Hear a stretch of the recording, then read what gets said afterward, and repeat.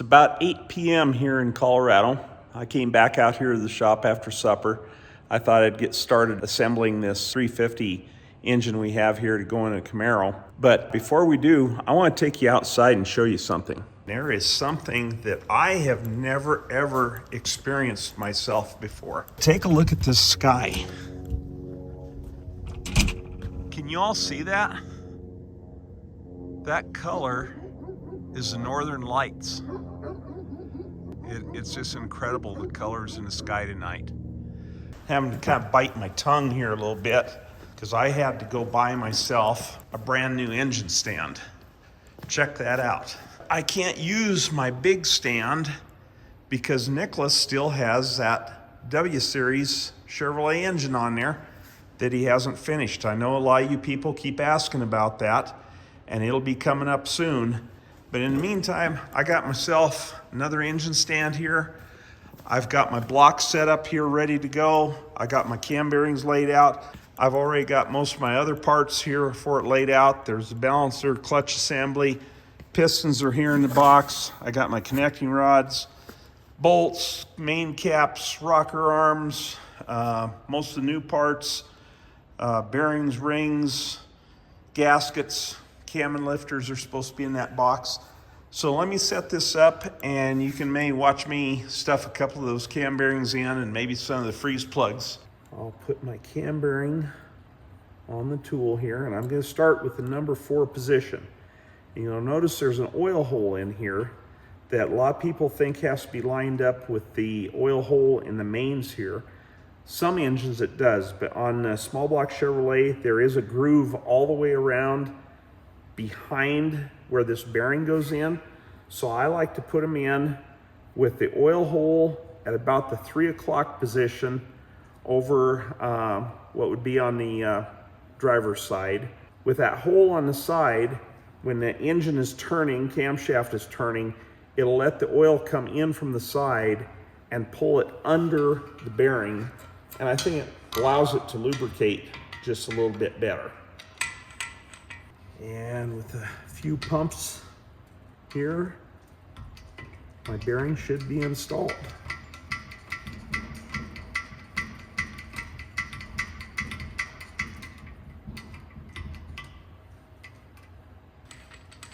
And look down in there, and yes indeed, it is just exactly where I want it to be.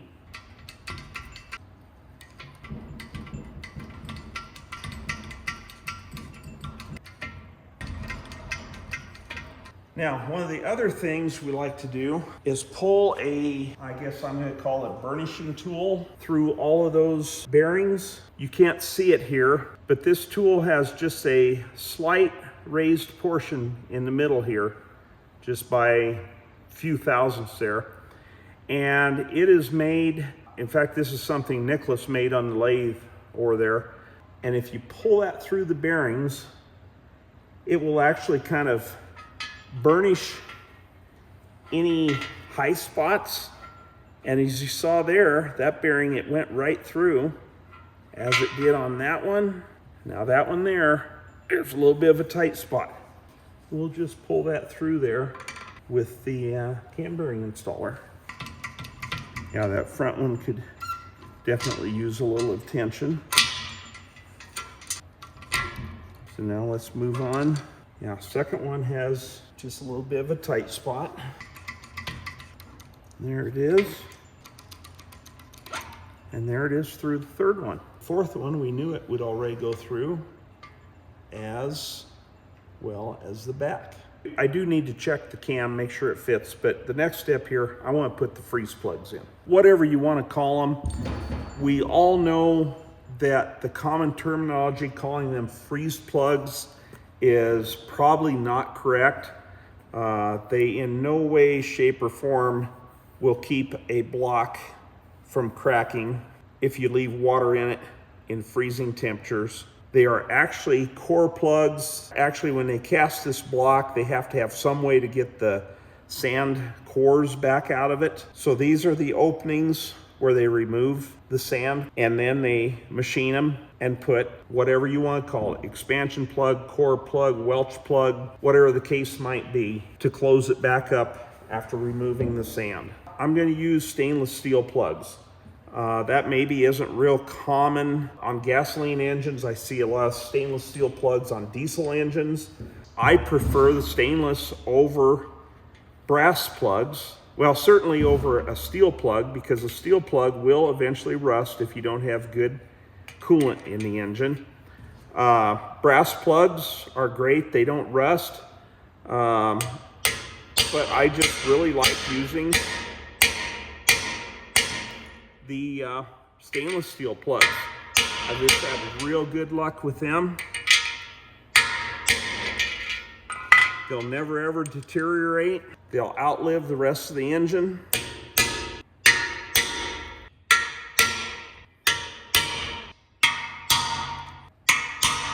I think we'll put the 3 little galley plugs in.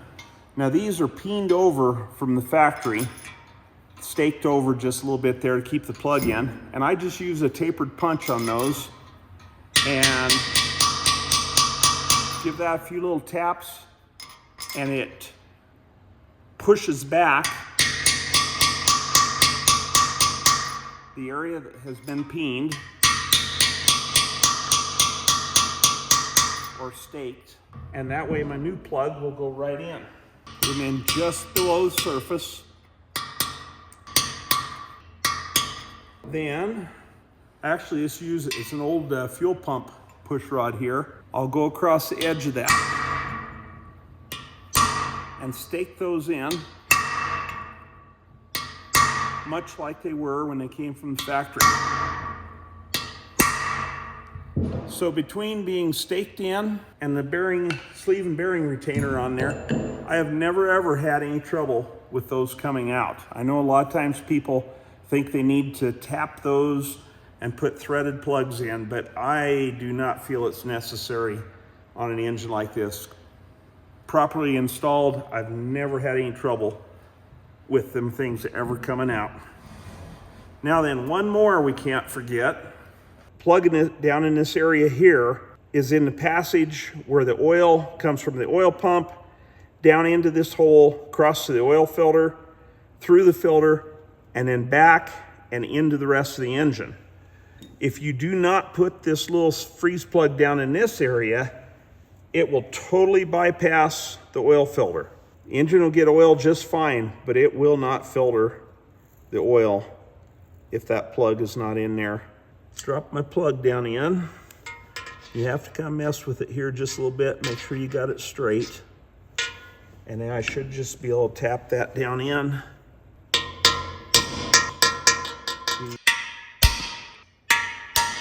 For the camshaft, it is just a steel plug. There's no reason for that to have to be anything other than steel. All it's doing is blocking oil, closing up the back of the engine. So it will be just fine. So now we have the 3 galley plugs, and I'm going to use a high pressure thread sealant type anaerobic on this. This product is actually designed for hydraulic fittings, but I found it works real well on plugs like this.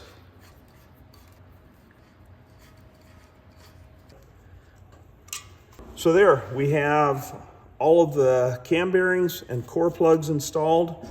Last thing to do before we put it on stand is check, see if the camshaft fits. I'm going to say this is going to drop right in, but I want to make sure. And there it is. It's in, and you can see it turns very free. Let's mount that up on the engine stand. We need to file fit the rings and move along. So I'm working here on getting the end gaps filed. Now this block, when I bored it, I made it exactly 30 thousandths over 4-inch bore. So I just ordered a set of 30 over rings. I did not order the file to fit rings, knowing that this would probably need more end gap than what the ring set would come with, even if I just used a straight 30 over set. And I've gone through, already done a couple of them, and have figured out that when I put a feeler gauge in here to check the end gap that I have. Most of these are coming out about 15 thousandths end gap. I need a minimum of 16, maybe up to 18 for kind of a little bit of a fudge factor. So I'm going to move over here into the ring end gap grinder. I have already kind of set this up off camera. I'm going to turn it on, and I'll feed this in until it just touches. There, we can hear it just touched off. And I'm going to zero the dial on the indicator here. And since we measured, we had 15 thousandths, and I would like to be between 16 and 18. Let's go ahead and feed this in. We'll take probably a strong 2. Actually, I'm going to go up to the 3. I'm going to go ahead and give these 18 thousandths in gap. Okay, there we should have that. Okay, I'm going to slip the ring back in the cylinder again to push it down in the bore and square it up nice. And we were going to shoot for about 18. So this is 18 thousandths here. Let's see if it'll go in. It's pretty snug. Here's a 17 thousandths. Let's see if that'll go in there. And it does, just snug. So we're going to call that good. We want it to be 16 to 18. 17 will be just fine. Something I didn't show you on that other ring is you need to take a little, like a little lap or something, and just very gently clean up the corners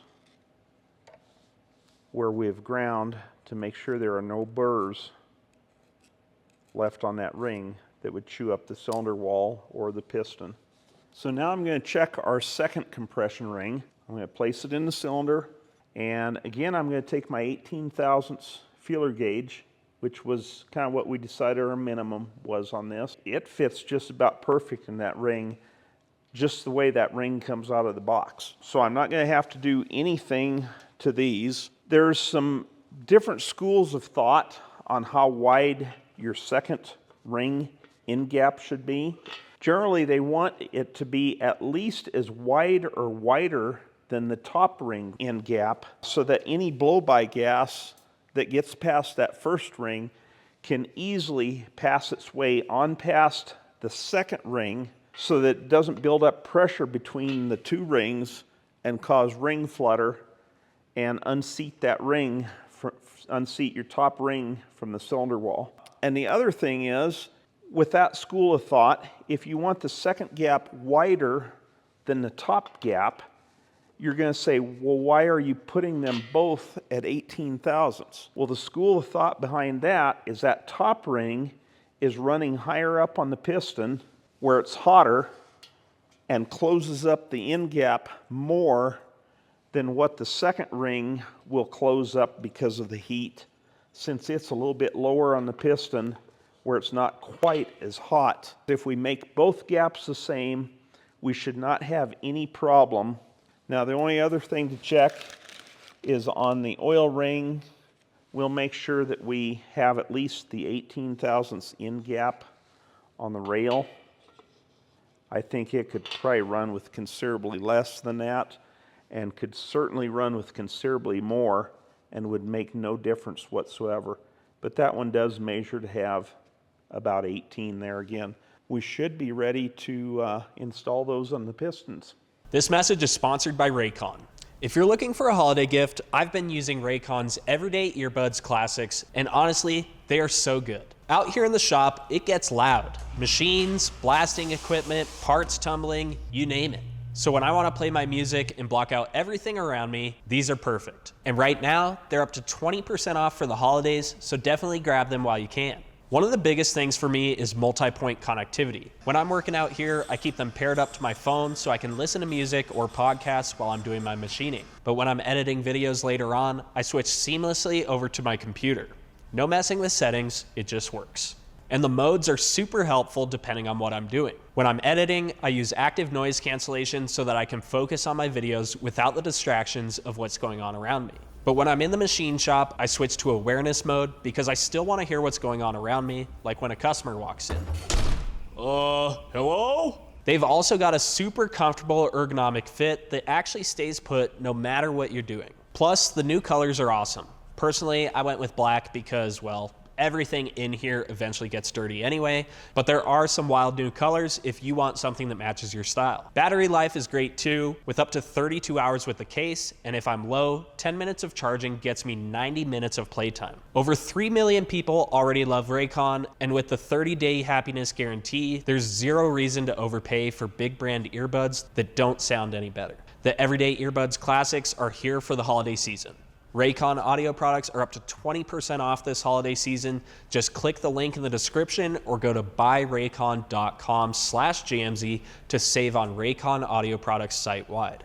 Order by December 15th to guarantee delivery by Christmas because great gifts shouldn't show up late. When you order through that link, you're supporting our small family business and the builds that we're doing here on the channel, and we really appreciate it. Thank you to Raycon for sponsoring today's video. As you recall, when we balanced this engine, we did not do any grinding whatsoever on the pistons or rods. We purely did this by weight matching.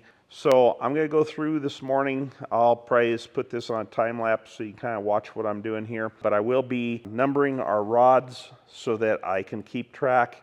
You know, I've got everything written in there in marker right now, which is not as permanent as it could be. So I want to go ahead and engrave rod numbers on the big ends so we can keep track of those easier. And I'll probably also put some numbers, engrave a little number on the underside of the pin area of the piston here so we know which connecting rod they need to stay with, so that in the future, should this engine come back apart, it's easy to tell which way things need to go back together to keep our balance as it should be. My ring manufacturer wants me to put the rings, according to their instructions, top compression ring gap on this side, second compression gap ring on this side here. They want the top ring end gap to the right-hand side of the motor on all cylinders. They also want the expander of the oil ring to the right-hand side of the engine. Then they want the rails to be on the opposite side over here, kind of staggered from each other. Our second compression ring has a dot to indicate top side. Get that down in where it belongs. That ring is to be to the left side of the engine, and the top compression ring, which is actually written top, not necessarily meaning top groove, but top of ring, we want it to the right hand side of the engine. So when this is a number 2 piston, if that direction is front, that'll go in, top groove to the right, second groove to the left, and the oil ring rails to the left side with the expander gap being to the right. So why don't I just speed this along so you can see me go through the rest of them. So what do you guys think of this little vise I used to hold my pistons while I installed the rings? Has a set of Teflon jaws in there that we made quite a number of years ago. I've used that a long time. But the last time we used that and showed that in a video, some of the comments, people just lost their minds over my vise. But I thought it worked really well. What do you think? So after a considerable amount of measuring and checking here between my main bearings and my crankshaft, I think I've determined that to come up with the amount of clearance that I would like to have, my best bet is I'm going to install a set of the Mahle Cleveite stock 10 under bearings on the upper half in the main bearing bores. And on the lower half, I'm going to install a set of King Racing XP Series 11 under bearings. You can see I've got their darker color. I've got those in the cap side in the block here. But that will gain me about a 1/2 thousandths clearance, actually tighten up my clearance by about 1/2 thousandths. And I think that puts me right where I want. So let me go through this one last time with you, and I'll show you what we ended up with for clearance. Taking a measurement of my crankshaft journal, transferring that to my bore gauge, gives me just about exactly 2 thousandths clearance on that front main bearing, about 0.0017 on the second main, just about exactly 2 thousandths on the third main. Measuring the fourth main, I'm going to call it 0017. Main number 5, I'm going to call that 0.0022. This combination of bearings will give us, on average, about 2 thousandths clearance on all the mains. Pretty much it's exactly where I'd like it to be. So with that, I'm going to go ahead and pull the caps back off, and we will go ahead and put the crankshaft in, torque it in place, and see how it feels. This seal I got is an offset lip to help compensate if you have a crank that the seal surface is worn on. I don't think that was the case on this crankshaft, but I got that seal just in case. I'm going to put it in with the lip offset just a little bit. That helps when you put the cap on. It helps to align the seal so the two ends of the seals meet up like they should.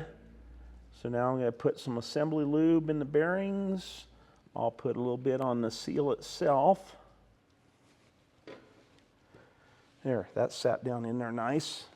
I'll put a little lube on the seal area itself. Put some on the crank. Make sure I get some on the thrust area. Where the cap meets the block, I want to put just a tiny little dab of silicone sealer, and I'm going to touch this a thin layer right across the mating surface where that cap meets the block. Nothing excessive, just enough to coat the surface. And I'm also going to dab just a little bit on the very end of the seal so that we don't have any chance of oil seeping between.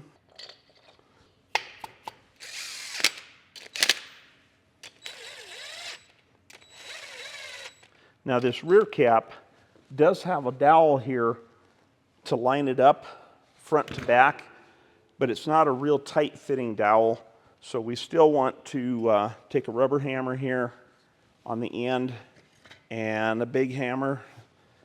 This one's a little bigger than we need, but it happens to be what's here, and we'll bump that crank front to back, and that'll align that rear cap so that the thrust surface mate together and both have equal pressure against the thrust of the crank.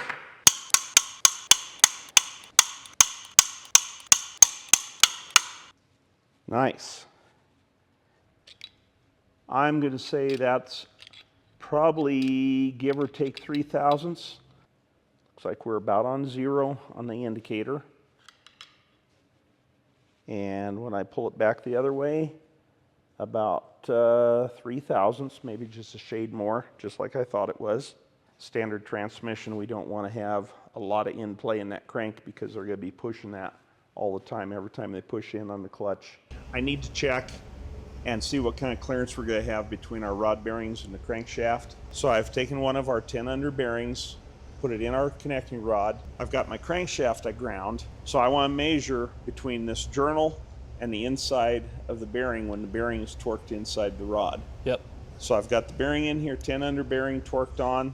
I go across one of my journals, lock it down. I don't care what size that even is. Because you're doing a comparison. I'm doing a comparison. I've now transferred that over here to this bore gauge, and I'm going to measure how much clearance there is. And I've got a little more clearance than I'd like to have. 0 would be 0 clearance. 1, 2, and just guessing there, I'm about 2 3/4 clearance on that bearing, and that's more than I would like to have. Yeah, it's a little loose for... Yeah, it's in spec. It would run, probably be fine, but I would like this to be an engine that has a relatively long life. And it's not going to have a long life when we're already putting it together on the loose side of spec. They do make 11 under rod bearings, so I ordered up a set of 10 under rod bearings and 11 under rod bearings in the Performance series. I can put the 11 under set in and bring that spec down there closer to maybe 2 thousandths or just a little less. I'd be a lot happier. Yep. We did end up using the King XP series rod bearings on this, and a combination of a 10 under bearing on one half and an 11 under bearing on the other half gave me a clearance of 1.5 thousandths, which is right where I wanted to be on this. Let's see if we can get this thing together. I always like to run a band of the assembly lube inside the cylinders here. Kind of nice having this little stand with a crank on it to roll the engine over. Number 1 piston.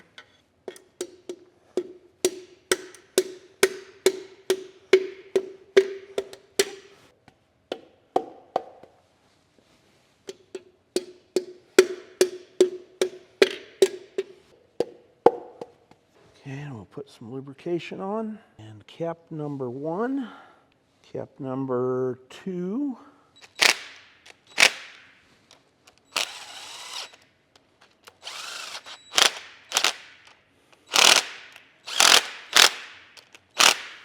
Bump them back and forth a little bit with a hammer.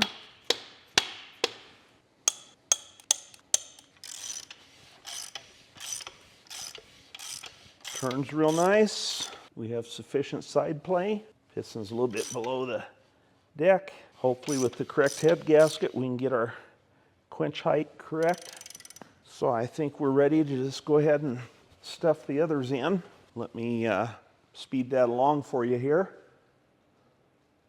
You know, when I did all the machine work on this, I wanted to end up with the piston having about 45 thousandths quench between it and the head, which would be a combination of the thickness of the head gasket and how far the piston was either out of the top of the cylinder or in the hole.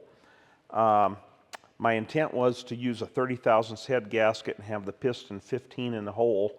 And I don't know if I did some calculations wrong or if my parts that I picked out here are not exactly what the catalog said they would be. But I'm ending up with about 30 thousandths in the hole. You can see zeros down here. There's 10, 20. This particular cylinder is actually 29. And the way I measure that is I just put that bridge gauge over the top of the cylinder there. And I come up until we find the highest point that piston comes to, which happens to be about 29 thousandths on that cylinder. Now I've already gone through and measured all of them, and what I found is on the left-hand bank here, we're 30 thousandths, 29, 27, 29. Over on the right bank, we are 30, 30, 27, and 30. Now, I don't remember for sure. I'd have to go back through the videos and look. But it seems like I remember doing one of these engines, and when I finished up, I was 1/1000th off from one bank to the next. And I'm thinking that's probably this block, because the trend here, we got 30, 29, 27, 29. Over here, they are all 30 thousandths with the exception of this one at 27. So I'm thinking this bank here has probably been cut 1/1000th shorter than this side here, which is not a big deal, but it does show as I've started to assemble the engine here. Now the other thing I notice is the second cylinder back is 27 thousandths. The second cylinder back on this side is also the one that the piston is a little bit closer to the top. It also measures 27 thousandths. And what that's telling me is when I ground that crankshaft, for some reason, and I don't remember back when I ground this crank if I noticed anything funny with it, but that throw on the crankshaft is just a little bit longer than the other throws on the crank. The others are very even, but this one here, we're coming up 2 to 3 thousandths longer there. So the stroke may be off maybe 5 thousandths overall length on that cylinder. At this point, I don't remember why, don't know why. If there was something about the crankshaft that you always have to follow what you have to work with. So I don't know if that journal was a little bit off on the crank and I had to fudge the machine just a little bit to make it work. But again, it shows in the block here because I can obviously see both of the second cylinders back on the same throw of the crank. The stroke is just a little bit different. I'm a little disappointed because I was hoping I would come out about 45 thousandths quench is where I did all my math. And Nicholas is not here to ask any questions right now on what to do about this. So I thought I'd try something a little different here. And I searched Google. I thought I'd try Google AI. I see Nicholas do that all the time. Just kind of throw the questions out there and see what Google can come up with. So I asked it, my 350 Chevrolet engine has 60 thousandths quench. Will that be an issue? And it came back with a quench of 60 thousandths on a 350 Chevy is acceptable, as the ideal quench is between 35 and 45, and 60 is within that range. Does this thing really know what it's talking about? 60s between 35 and 45? If the engine is a standard street-driven vehicle, you will likely not have a problem at 60 thousandths. If this is a performance or racing engine, 60 thousandths is a large quench distance. A tighter quench is more beneficial for power and prevent detonation. Last but not least of what it told me here, consult a professional engine builder. An engine builder can tell you what is best course of action for your engine. I thought that's what I was doing here, but I guess Google just put me in my place. But anyway, I went back to the book, started looking a little bit, and Felpro makes a 15 thousandths shim head gasket. I'm going to order up a pair of those because if I use a 15 thousandths shim head gasket with this engine the way it is, my quench height is going to be from about 42 to 45 thousandths of an inch. And I think that'll put us in a real good spot. So with that being said, I think I'm going to call it for the day, and we'll come back to this tomorrow. We're reusing the timing set that they had on this engine when it came in, and you actually haven't even pulled the timing sprocket off of it, correct? No, I haven't touched. So it was in the 2 degrees advanced keyway. Obviously, we're using a different cam than whatever was installed here, so who knows what their train of thought was on that. I've got an indicator on the lifter. It's zeroed on the base circle of the cam. Okay, and at that point, we are 50 thousandths away from our theoretical max lift point. What we're gonna do is find that point as the valve is opening, and then find that same point as the valve is closing, and then take an average to find the true center line. We're reading about 59 degrees. Is that the same number I told you earlier? Right now? It is, yes. Okay. So we'll record 59 right there. Then we'll go past max lift and right back to that same point. And right there, we're 145. Yeah, that's what we got the last time. Okay, 59 plus 145 divided by 2 is 102. Okay, so right now the intake center line is at 102 degrees. The cam card lists the specifications for assuming that you're installing the cam at an intake center line of 106 degrees. So we're actually 4 degrees advanced from what the cam card says.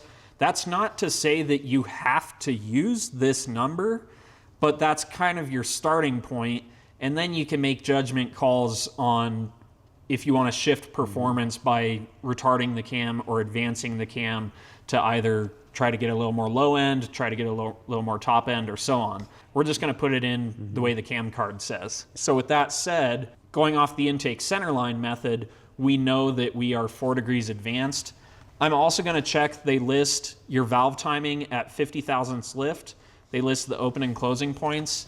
So I'm just going to rotate this on around, and I'm going to go to that 50 thousandths point as the valve is closing. At that point, I'm reading about 31 degrees. And what does it say our closing point is supposed to be at 50 thousandths for the intake? 35.2. Okay, so that confirms again that we are 4 degrees advanced. So with that said, now I got to break this all down. Yeah, there you go. Made in USA, engraved in USA. Engraved in USA. But I did want to show here that the keyway is in the A2 position. There it comes.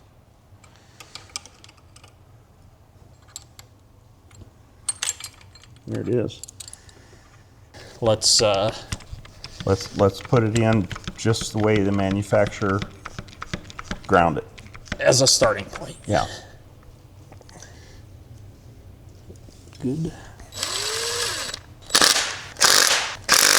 I'll check back in when we've got this set up. 50 thou open. We are just over 3 before top dead center. What does it say on our sheet it should be? 2.8 before Okay. top center. So that's pretty well perfect. Would you say you're just over 3? Yeah. Here, let's check this point. Do we need 35 is the closing point. Where is that? 35.2? Okay, so that's pretty well on. Yeah. To call it like 62 and a quarter.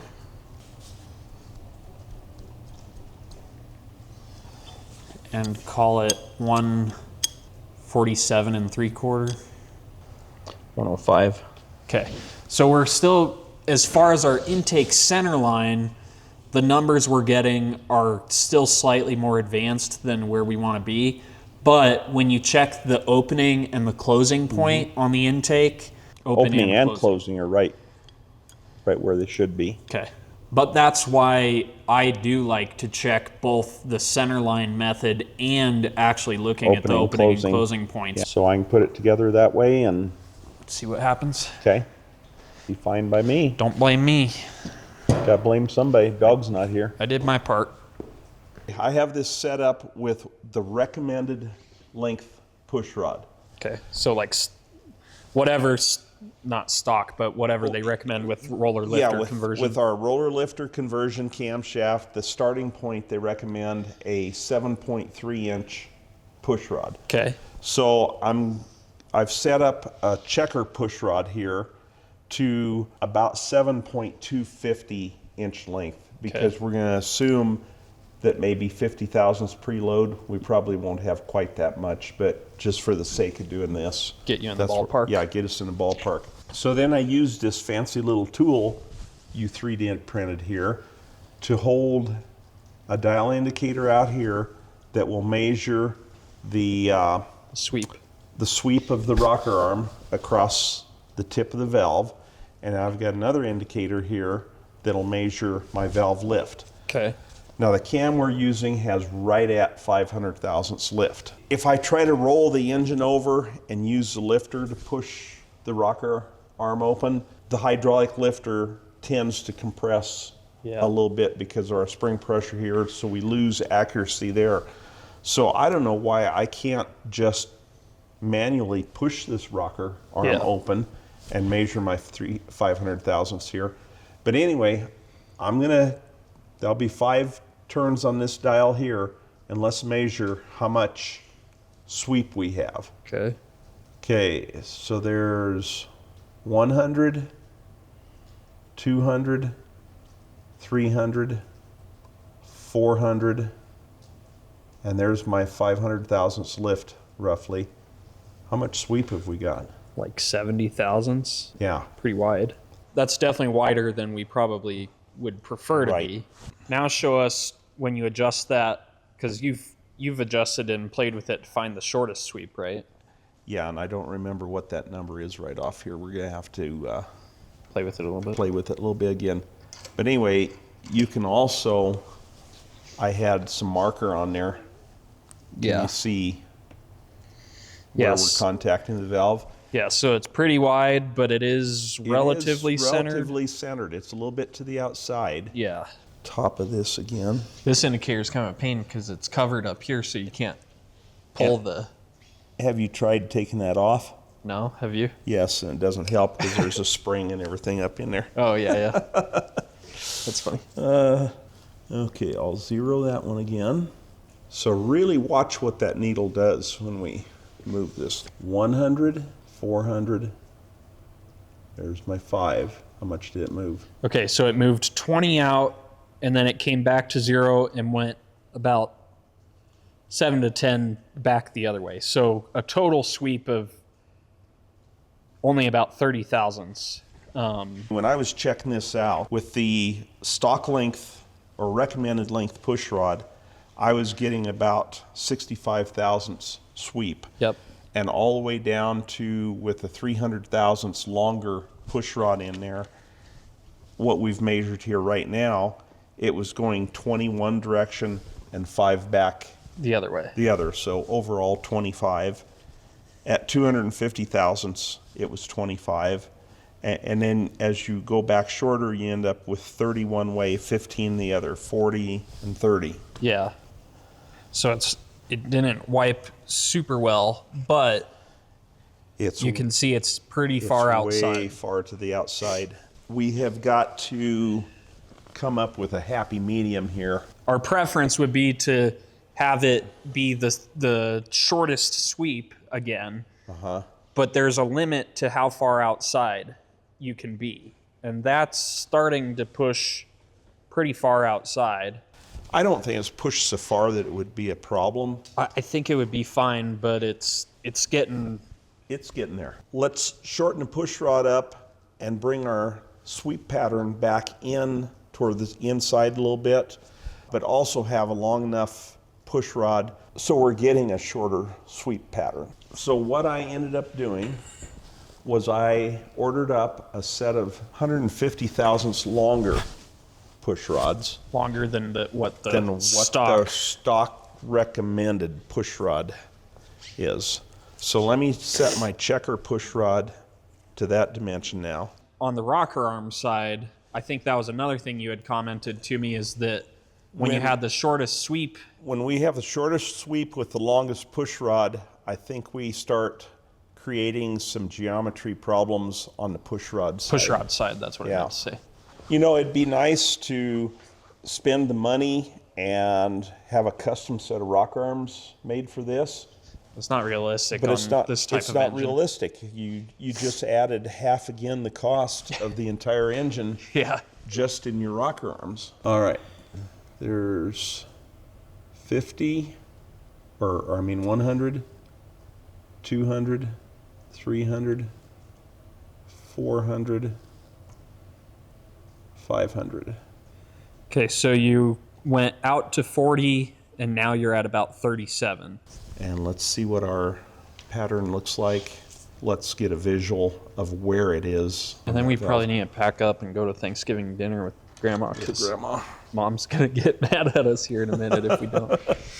And if Mama ain't happy, ain't nobody happy. Yeah, the pattern's kind of hard to see there, but... I think it looks whiter than what it really is. Yeah. It's not perfect. It's still towards the outside of the valve. And people get confused. They kept making comments on the W video about we need a different ratio rocker arm. It's not about the ratio. No. This rocker arm could be the length of this shop.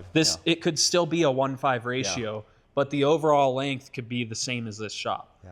So what happens is, between manufacturers, I think you have slight variations in the scaling. All that means is the distance from the center here to the tip is 1.5 times whatever this distance is. Yeah. So that's why I say you could have it the length of the shop, and as long as this portion was 1.5 times what this is, it's still a 1.5 rocker. Yeah. When they recommended a 7.3 inch push rod, they didn't know what kind of head I had on the engine. So is this head compared to a GM head, compared to those Amazon heads we did?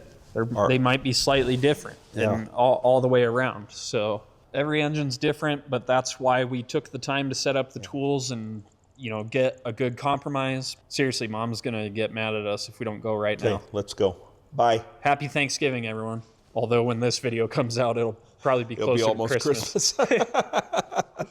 I want to make sure I document every step along the way here so there's no question about what has gone on. We are in the 2-degree retarded position. We use the retarded 2-degree marking here on the crank sprocket that will line up with our marking on the cam sprocket. So now that I have that documented, let me put the 3 bolts in on the cam sprocket there, and then we'll continue. I'm going to use a Cloy's timing cover on this for the simple reason that they are easy to be able to set your in play on the camshaft. Since this is a retrofit roller hydraulic cam, we have to provide means of taking care of the in play in the camshaft. A factory roller cam has a thrust plate that holds it in place, but on these older engines there is no means to keep the cam from walking forward once you go to a roller hydraulic. These have a little Torrington bearing in here to take up the thrust on the cam. Put this in there, there's an adjustment screw here so you can actually adjust this to get your correct in play. And we want to have 1 to 3 thousandths in play once this is installed. So I think I'm going to turn this motor right side up so I can get at the camshaft side a little bit easier through the lifter holes there to kind of check my in play on it, and we'll get this all adjusted and test fit here, and then we'll come back and put the actual sealer on and O-ring here to button this all up so we have no oil leaks. All right, I think we're ready to install the oil pump. Always like to put just a little bit of oil or maybe just a little bit of assembly lube inside the oil pump, just enough to coat the gears so it'll pick up the oil a little quicker. Now you do not want to use anything like white lube or a grease in the oil pump, because it will push that grease through the engine and right into your hydraulic lifters, and hydraulic lifters do not like grease. They need to have oil. We do have an oil pump drive shaft here with a steel sleeve on it, a little bit better than the ones with just the plastic, especially if you're going to have a high volume or high pressure pump, because it can split that shaft if you don't have that steel sleeve on there. Here we have the oil pump torqued on. Now I'm going to use one of these one-piece gaskets. They're a little bit better than the original cork with the rubber across each end. But in using those, you still need to put a little extra sealer on each corner. Close up some of those gaps. And even on the top side here, it doesn't hurt to put just a little bit in that corner in case the oil pan is not shaped quite as perfect as it should be. And just remember, a little bit goes a long ways. Get that lined up where it belongs there.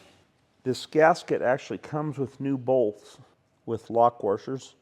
But I'm also going to put a little bit of this Loctite thread locker on here, low strength thread locker. If you ever want to take the pan off, they'll still be able to easily get the pan off.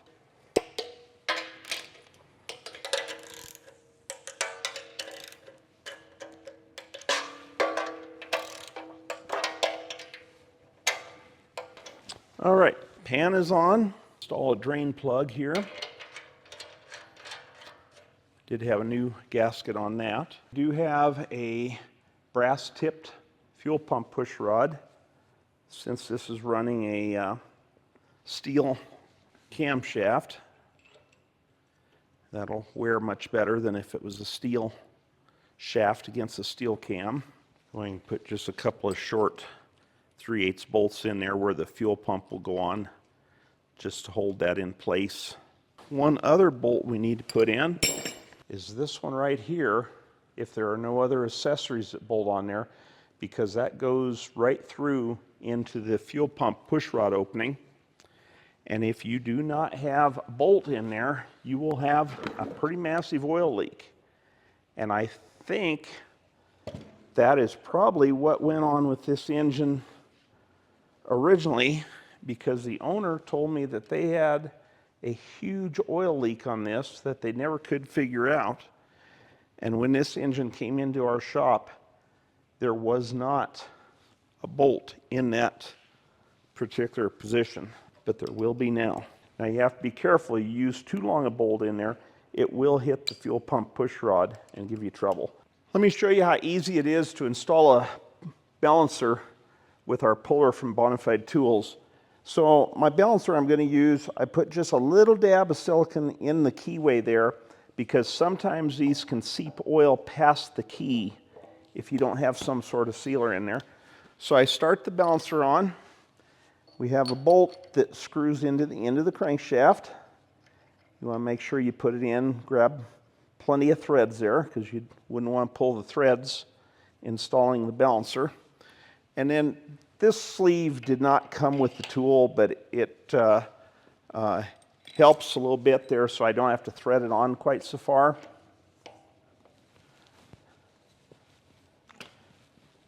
Thread the tool on, and then it just uses a hydraulic pump here to push the balancer on. And you can see it just gradually pulling that balancer back on. And there it is bottomed out. No pounding, no hammering, no saying things you shouldn't say. Just that quick, the balancer is installed. I did a little looking around, and Felpro makes a head gasket, part number 1094. It is 15 thousandths thick. So that'll put us right in there. What would that be, 42 to 45 thousandths?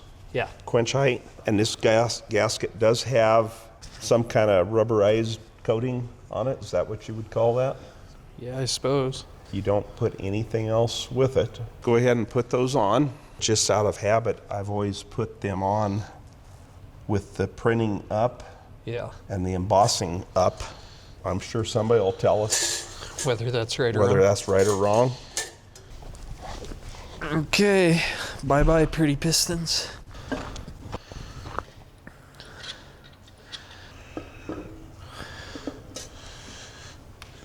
Did you torque the rod bolts? Most of them. Because I definitely did not. I torqued most of them. This is going to get a little time consuming and messy. This should be the last pass. 70 pounds.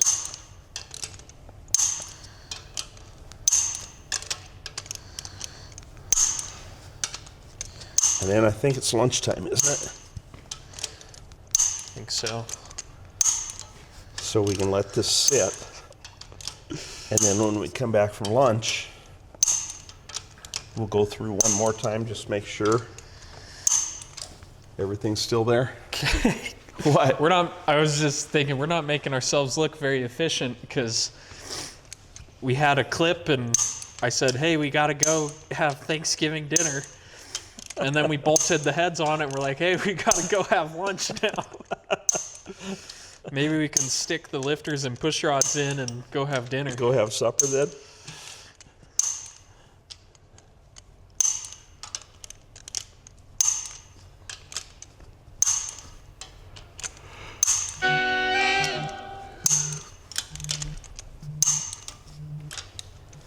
Okay, that's it. I hope the heads are torqued on.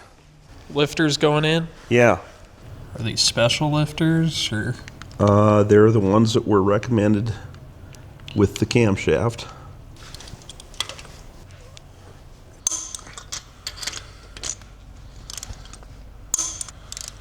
That's my finger. I'll get it out of the way. It's not my problem.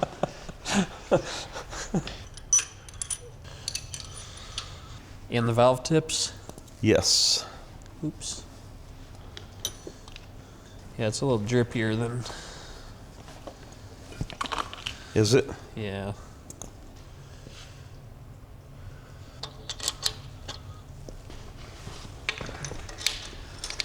So you did completely redo these heads, or Yes, just you did. cut? I did these You ones? did these heads. Did I just cut the seats, or what did I Yes. We cut the seats and surfaced them. do? I don't remember that. It was weird because the guides were good in them, but the stems and the valves were worn. Yeah. Whoa. What? Look at that oil under the Oh. blue light. Gross. Why does it look like that? That's what your hotel room looks like when you.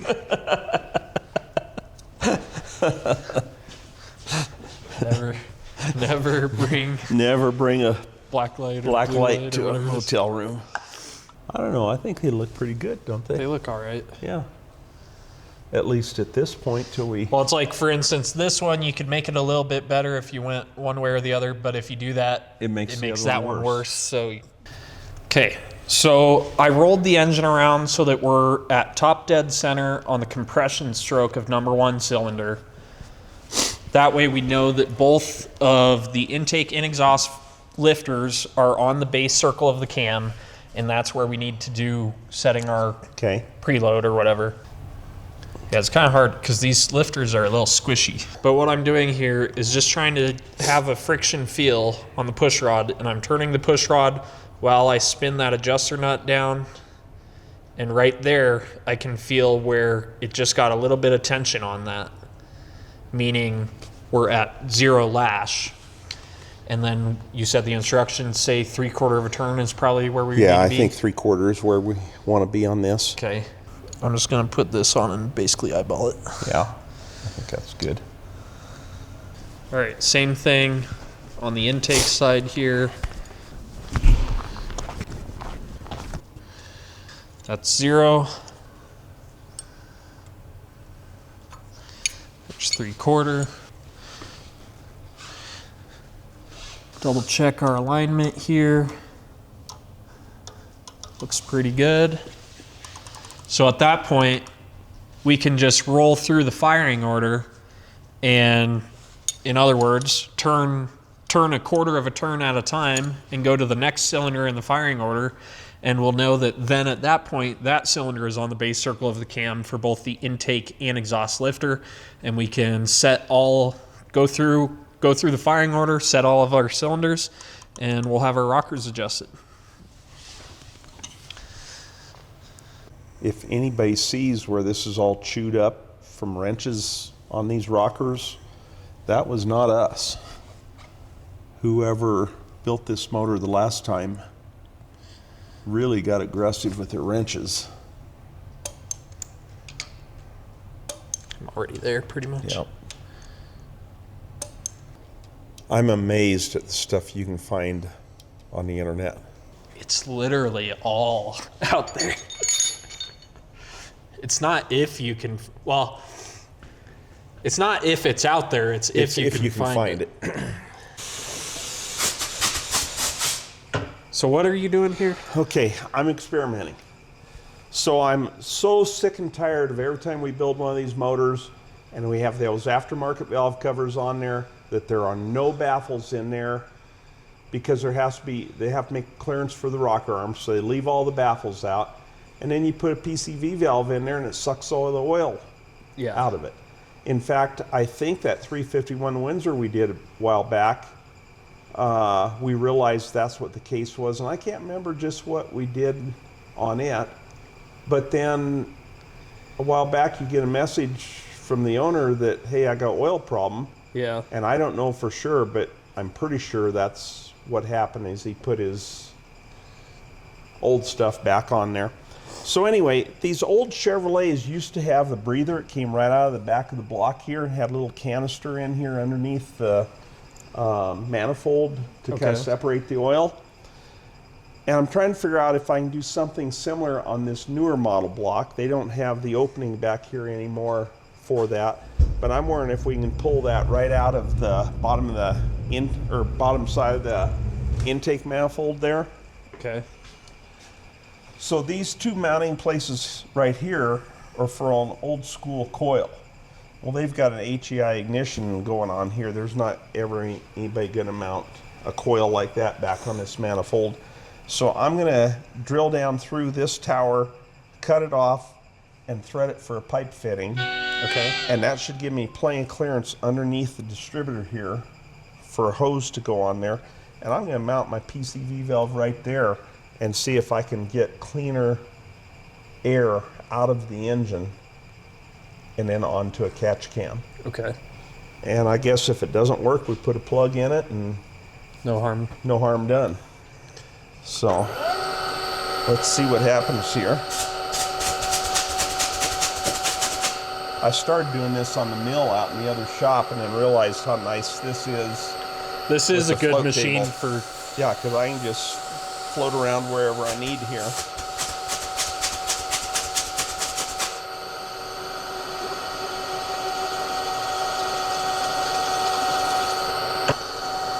Came out somewhere.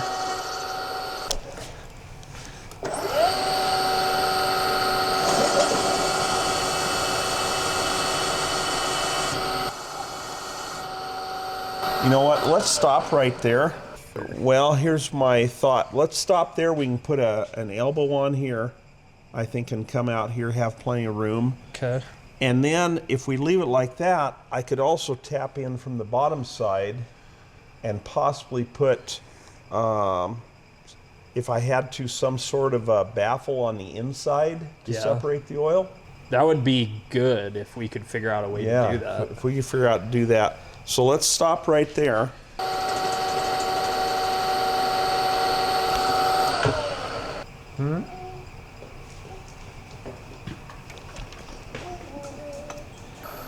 I don't know about the other side, but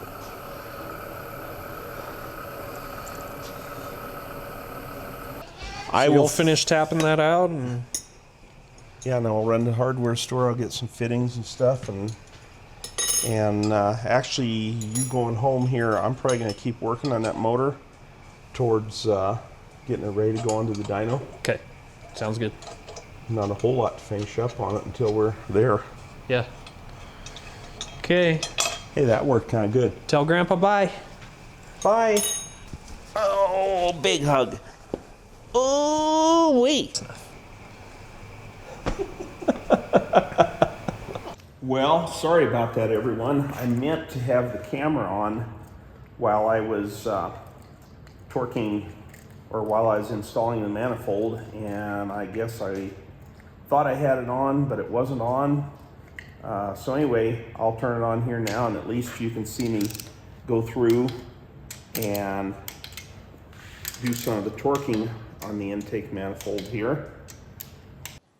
Since we're going to run this engine on the dyno, we don't want to install a thermostat at this point. It has to be wide open so that the dyno itself can operate as and control the temperature of the engine. The water neck on this is one of those that has a O-ring around here, so that'll be nice. Makes it a little easier to put this on and then take it back off when we're done running the engine on the dyno without having to destroy any gaskets or anything. And I think it's time we try to find some valve covers and gaskets and get those on there. I've got a pair of nice rubber gaskets. They have metal stiffener in there plus metal stops so you can't over torque them. Well, I suppose you could if you tried, but the intent is you tighten them up till they come down against the stops. My valve covers are nice cast aluminum covers with pretty straight edges here. Now, I did some of these one other time, and every one of these, where that little dimple was, we had a leak. I'm going to put just a little dab of silicone on each one of those before I put the cover on, because I do not want to have to go through that again. I learned my lesson. But you can see there, I just put a little dab on each one.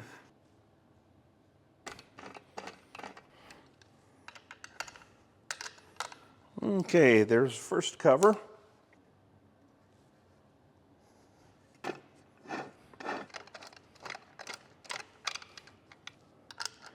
I'm gonna take a little window cleaner and a towel, and we'll wipe those off, see if we make them look a little nicer. They're fingerprints all over. You know, I didn't do much of anything on this engine. Is that a good thing or a bad thing? I don't know. I guess we'll let the comments decide that one. Is that a disclaimer in case this thing comes apart or what? Something along those lines.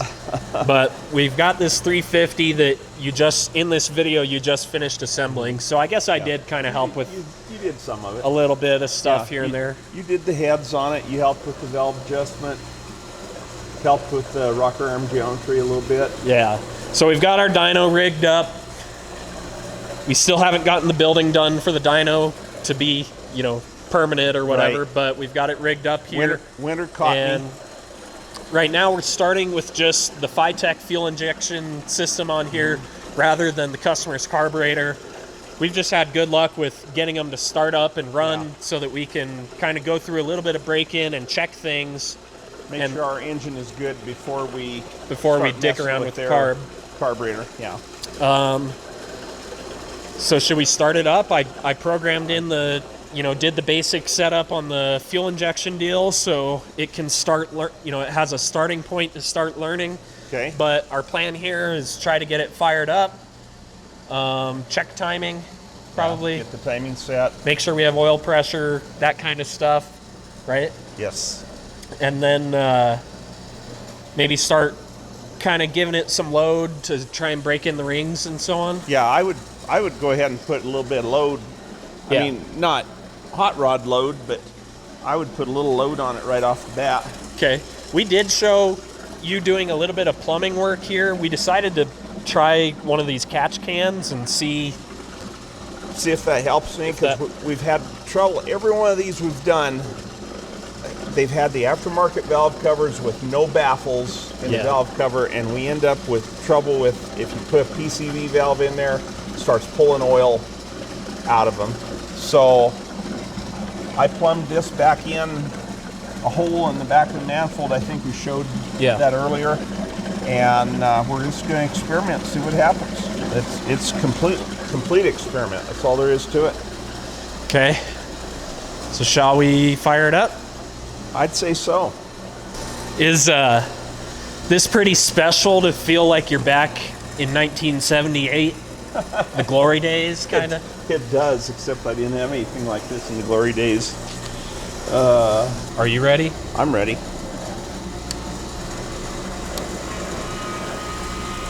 No fuel leaks? Not that I see.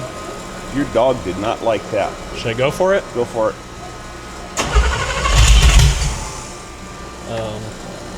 Just a little throttle.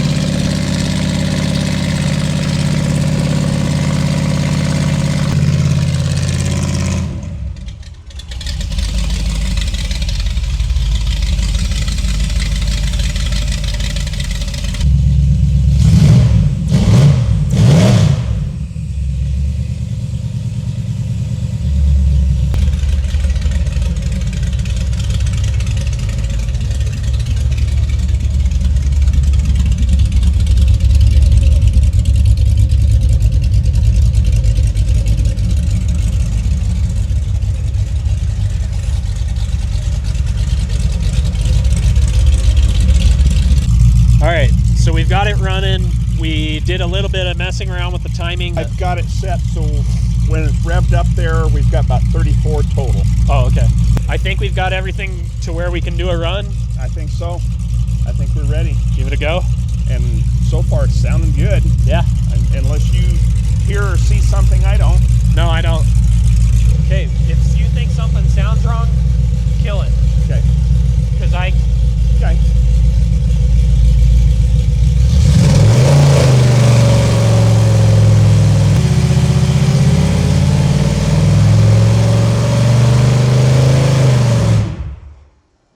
Whoops. Start it again right away.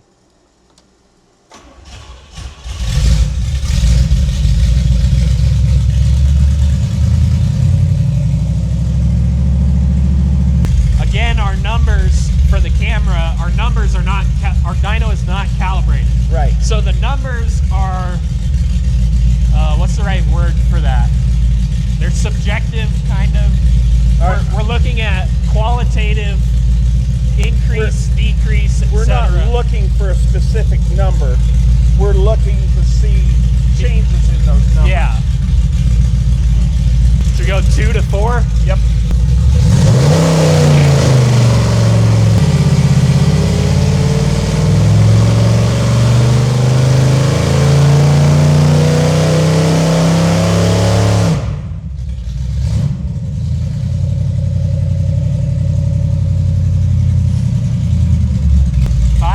Go to 5.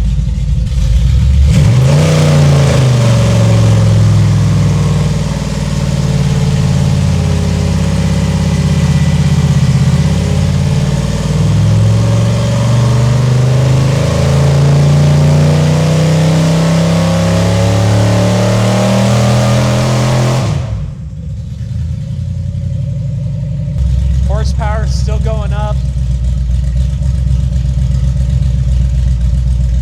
That last number on torque was still going up too, but it had flatlined around 4, but then that last number was high. I don't know if that's a anomaly of some sort or. You want to do a 6? You want to do? Ready? I'm ready. Are you scared? I'm scared.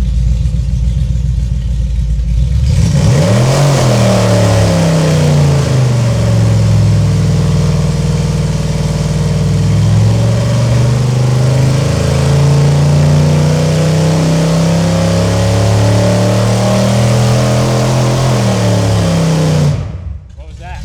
I don't know. I heard that the last time. It kind of did a little something funny there. Oh, I didn't change this. I didn't change the upper test point. So now we can try. I'm ready.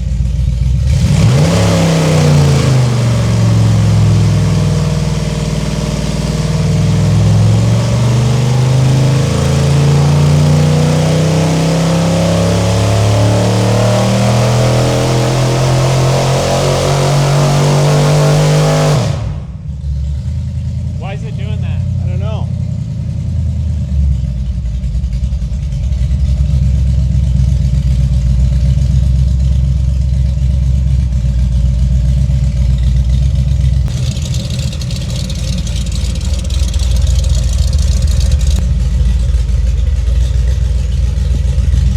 So what do you think?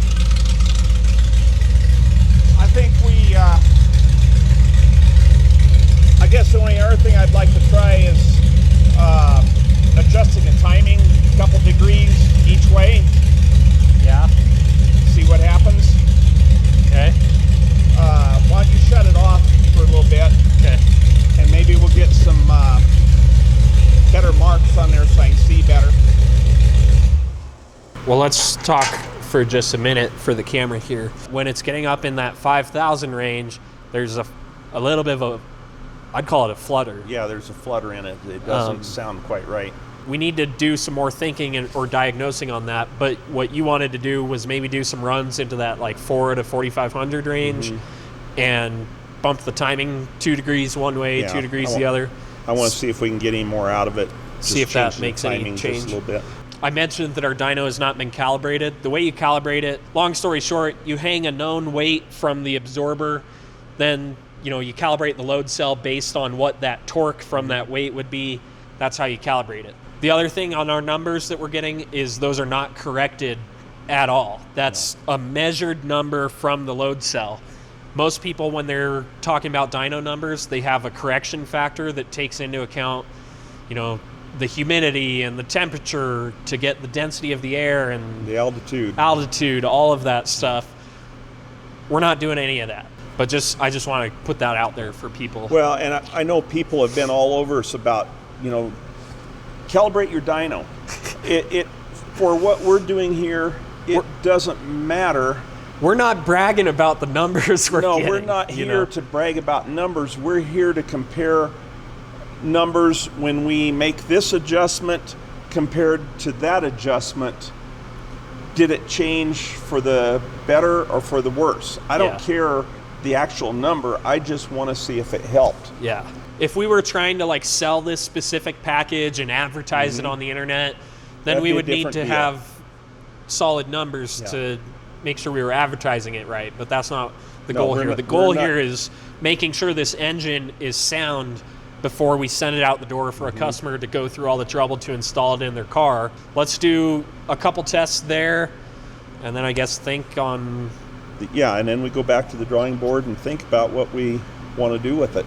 So let's start it up here and see where we're at, and then I'll let you bump that couple degrees. My problem here is the last time we ran an engine, we fried our new timing light, left it lay up against the headers, and my old Heathkit timing light from 1976 will not pick up the spark at very high RPM.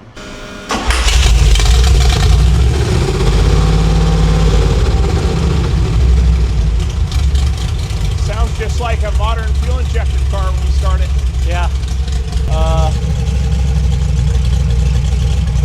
Let's try that.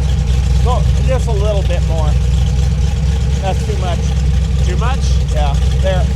Too much the other way. There. A little more. Dude, I'm moving like a hair. There. Right there. Okay, do a up to 5. Okay. Okay, so this is run number 6, and we're gonna go 2.5. Yeah. 14 initial. I advanced it 2 degrees from what it was.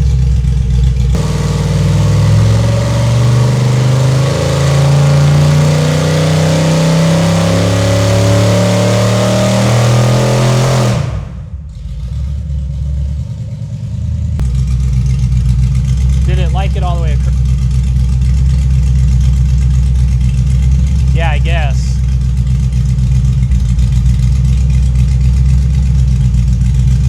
Let's go the other way 2 degrees, see what happens. More? A little more. There. So this is run 7, and we're 2 degrees retarded from the original point. Right. Okay.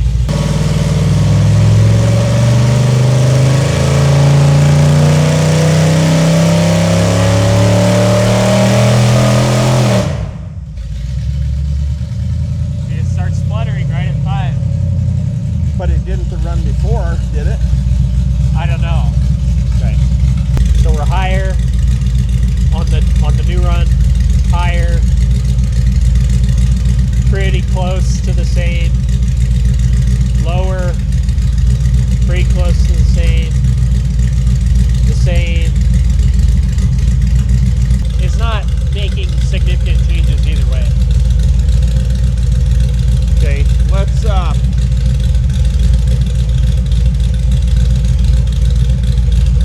just for fun, let's go 4 advance.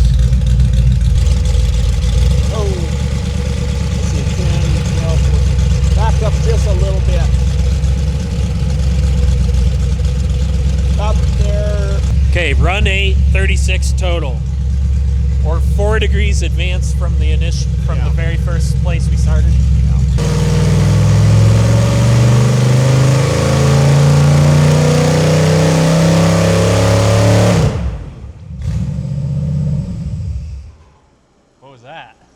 We might be out of gas.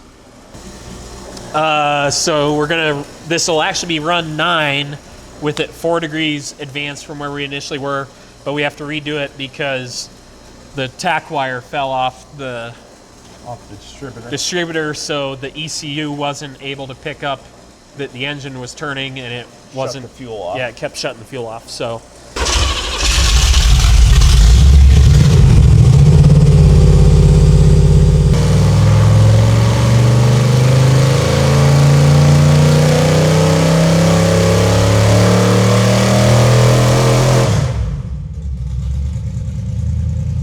Okay, this is where we started. Way better. Yeah, it's better all the way across the board. It is. Yeah.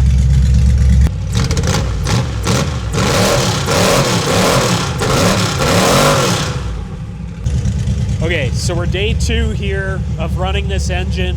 Yesterday we were having issues with it kind of fluttering once we got to above 5,000 RPM. Right.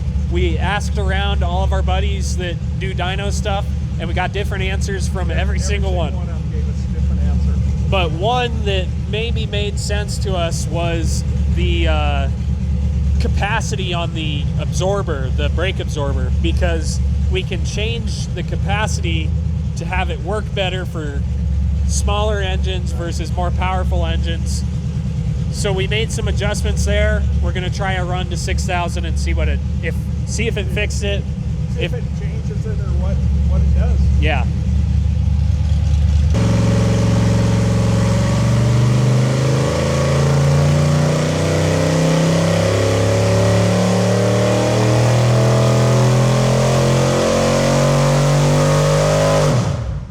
I think it fixed it. I think it too.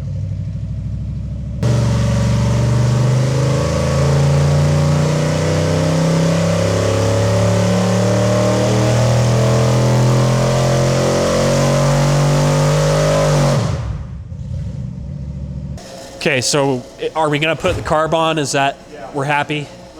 I'm happy with what we got there now.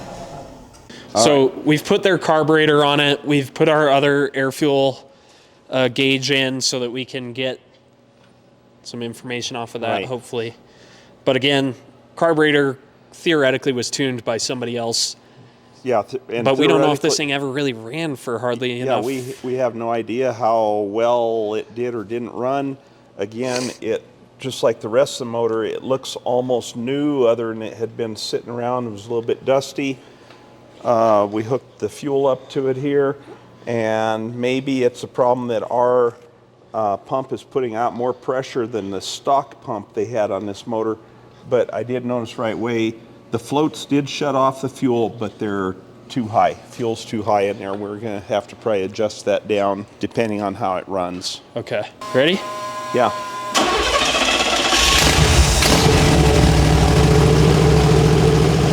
Well, that's a plus.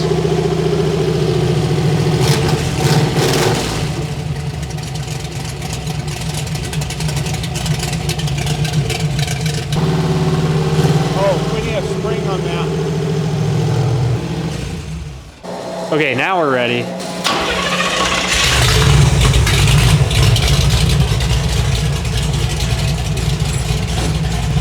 Yeah, we're pretty rich. I can smell it.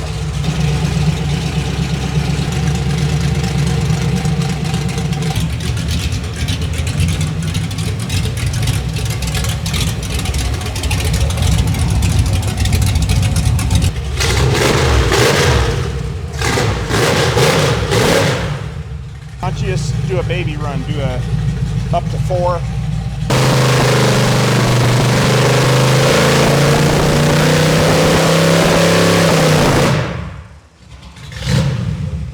Mid-12s would be ideal, but with the Phytech, we were running right at 12, 9, 13. Okay, so it was lean, you're saying. Yeah. What do you want to do?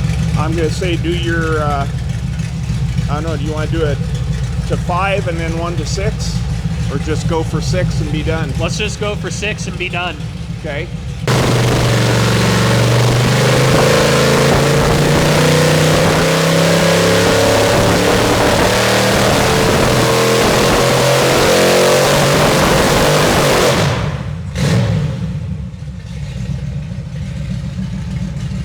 I could feel it vibrate in my insides. Yeah, so it's still a little bit lean.